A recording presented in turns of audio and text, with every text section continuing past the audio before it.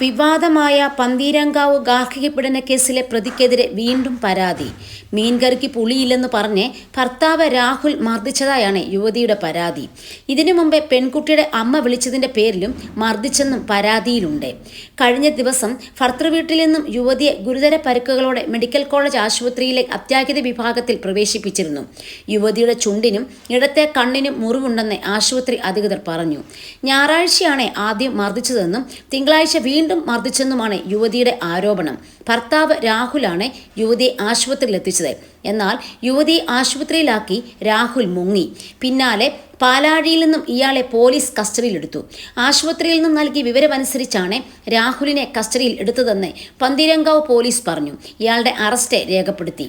കഴിഞ്ഞ ദിവസം രാത്രി തന്നെ പന്തീരങ്കാവ് ഇൻസ്പെക്ടറും വനിതാ SIയും ആശുപത്രിയിലെത്തി യുവതിയുടെ മൊഴി രേഖപ്പെടുത്തിയിരുന്നു.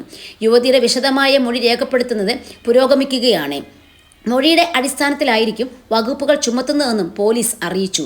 എറണാകുളത്ത് നിന്ന് മാതാപിതാക്കൾ എത്തിയാൽ നാട്ടിലേക്ക് തിരിച്ചു പോകാൻ സൗകര്യം നൽകണമെന്ന് യുവതി പോലീസിനോട് ആവശ്യപ്പെട്ടിട്ടുണ്ട്. യുവതിയുടെ ആവശ്യപ്രകാരം സർട്ടിഫിക്കറ്റുകൾ കണ്ടെടുക്കാനായി രാഹുലിന്റെ വീട്ടിൽ പോലീസ് പരിശോധന നടത്തുകയാണ്. നേരത്തെ സ്ത്രീധന പീഡനവും ദേഹോപദ്രവവും അടക്കം ആരോപിച്ച് രാഹുലിനും കുടുംബത്തിനുമെതിരെ പോലീസ് കേസെടുത്തിരുന്നു. രാഹുൽ ഉൾപ്പെടെ 5 പേർക്കെതിരെയാണ് കേസെടുത്തത്. ഭർത്താവ് രാഹുൽ ക്രൂരമായി മർദ്ദിച്ചെന്നും ഫോൺ ചാർജർ കഴുത്തിൽ കുരുക്കി ബെൽറ്റ് കൊണ്ട് പുറത്തടിച്ചുവെന്നുമാണ് യുവതിയുടെ വെളിപ്പെടുത്തൽ. എന്നാൽ ഇതെല്ലാം പെൺകുട്ടി പിന്നീട് നിഷേധിക്കുകയായിരുന്നു. സംഭവത്തിൽ പോലീസ് നടപടിയിൽ വീഴ്ചയുണ്ടായെന്ന വിമർശനത്തിലും വനിതാ കമ്മീഷൻ ഇടപെടലിലും പന്തീരങ്കാവ് പോലീസ് ഇൻസ്പെക്ടർ ഉൾപ്പെടെ 2 പോലീസുകാരെ IG സസ്പെൻഡ് ചെയ്തിരുന്നു. പിന്നീട് ഭർത്താവ് ഒഴികെ 4 പേരെ അറസ്റ്റ് ചെയ്തു, ജാമ്യത്തിൽ വിട്ടു. ഒരുമിച്ച് ജീവിക്കാൻ ഇരുവരും ഹൈക്കോടതിയിൽ നൽകിയ ഒത്തുതീർപ്പ് ഹർജിയിൽ കഴിഞ്ഞ 2 മാസം മുൻപാണ് കേസ് കോടതി റദ്ദാക്കിയത്.